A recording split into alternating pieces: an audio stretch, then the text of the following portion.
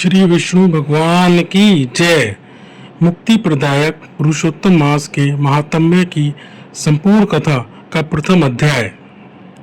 पुरुषोत्तम मास महात्म्य। विघ्न विनाशक एवं सर्व रिद्धि सिद्धि प्रदायक श्री गणेश जी, पुरुषोत्तम भगवान श्री कृष्ण जी, संपूर्ण सृष्टि का पालन करने वाले भगवान श्री विष्णु, ज्ञान की दाता सरस्वती जी, सब पुराणों के कर्ता श्री व्यास जी तथा सभी ज्ञानी जनों के चरण कमलों में नमस्कार करके भगवान की श्रद्धा और भक्ति रस में डूबे पुरुषोत्तम मास महात्म्य की कथा कहता हूँ। सभी पापों से मुक्ति दिलाकर इस लोक में सर्व सुख, धन, वैभव, रिद्धि सिद्धि और अंत में मोक्ष प्रदायक है ये पावन कथा। इतना पावन और महान है यह पुरुषोत्तम मास कि इसके महात्म्य की यह कथा स्वयं भगवान श्री नारायण ने देवर्षि नारद जी को अपने श्रीमुख से सुनाई थी। बाद में यह कथा राजा परीक्षित एवं सूत जी महाराज ने शुभदेव जी से सुनी थी। बाद में सूत जी महाराज ने यह कथा नेमी शारण्य में 88,000 ऋषि मुनियों को सुनाई थी। उसी कथा का सरल हिंदी भाषा में रूपांतरण हम सुनने वाले हैं। पुरुषोत्तम मास में व्रत, स्नान और इस कथा का नित्य श्रवण करने वाला प्राणी सभी पापों से मुक्त होकर अंत में श्री पुरुषोत्तम भगवान के गौर लोक में अनंत काल तक वास करता है और वह सदैव के लिए आवागमन के चक्र से मुक्त हो जाता है।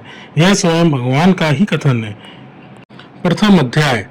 कल्प वृक्ष के समान फलदाता वृंदावन में विनोद विहार करने वाले अनेक कलाओं के स्वामी श्री पुरुषोत्तम अर्थात भगवान श्री कृष्ण की मैं वंदना करता हूँ।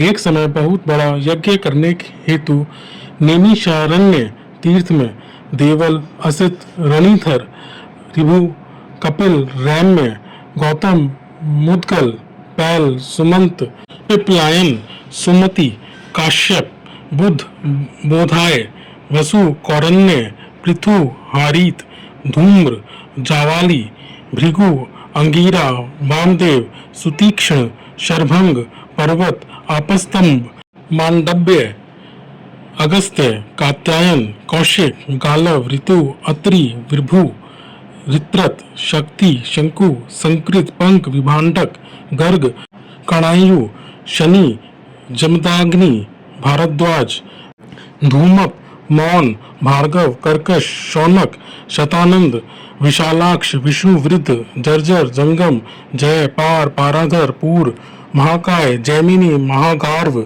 महाबाहु, महोदर, महाबल, उद्यालक, महासन, आर्त, आमलक, प्रिया, ऊर्ध्व भाहु, ऊर्ध्व पाद, एक पाद, ऋभु, शांडीर, करुण, काल, कैवल्य, कलाधर, श्वेतबाहु, रोमपाद, कक्तु, कलांगनी, रुक्तग, श्वेताश्वर, शरभंग, पृथश्रवा, दूधर, उग्रशील, जलाशी, पिंगल आदि ब्रह्मनिष्ठ और वेद पाठी ऋषि अपने अपने शिष्यों सहित एकत्रित हुए। तीर्थाटन करते हुए सूत जी महाराज भी उसी समय अपने शिष्यों सहित नैमिषारण्य पधारे। उन ऋषि मुनियों ने सूत जी को देखा तो सभी एक साथ आदर के साथ उठ खड़े हुए।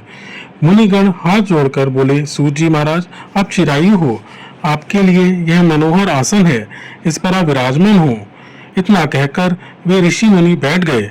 सूत जी के सुख से विराजमान होने पर ऋषि मुनियों ने सूत जी से विनम्रता पूर्वक कहा, हे सूत जी महाराज, आप जिस कथा को सर्वश्रेष्ठ सागर रूप मानते हो और जो भव सागर से पार लगाने वाली हो, आप वह कथा हमें सुनाने की कृपा करें। ऋषि मुनियों के विनीत भाव से कहे गए इन वचनों को सुनकर सूत जी ने कहा, हे मुनिगणों, मैं आपको ऐसी कथा अवश्य सुनाऊंगा। मैं सभी पुण्य तीर्थों का भ्रमण करते हुए कुरु और जंगल देशों में होता हुआ हस्तिनापुर जा निकला था। वहां मैंने सुना कि महापुण्यात्मा राजा परीक्षित अनेक मुनियों सहित अपने राज्य को त्याग कर गंगा तट पर आए हैं। हे ऋषि जनों, मैं वहां अपने मन की शंकाओं के समाधान हेतु गंगा जी के तट पर राजा परीक्षित के निकट गया। वहां पर मैंने भगवान के महातेज से युक्त प्रतापी महामुनि श्री सुखदेव जी के दर्शन का लाभ प्राप्त किया। महामुनि श्री सुखदेव जी को जब अन्य ऋषियों ने दूर से आते हुए देखा तो सबके सब एक साथ हाथों को बांधे खड़े रह गए। श्री सुखदेव जी को उन मुनियों ने अपने बनाए हुए कमल कर्णिका के उच्च आसन पर विराजमान कराया। ज्ञान के सागर सुखदेव जी महाराज उस आसन पर ऋषि मुनियों के मध्य उसी प्रकार सुशोभित हो रहे थे जैसे तारों के मध्य पूर्णिमा का चंद्रमा शोभा प्राप्त करता है।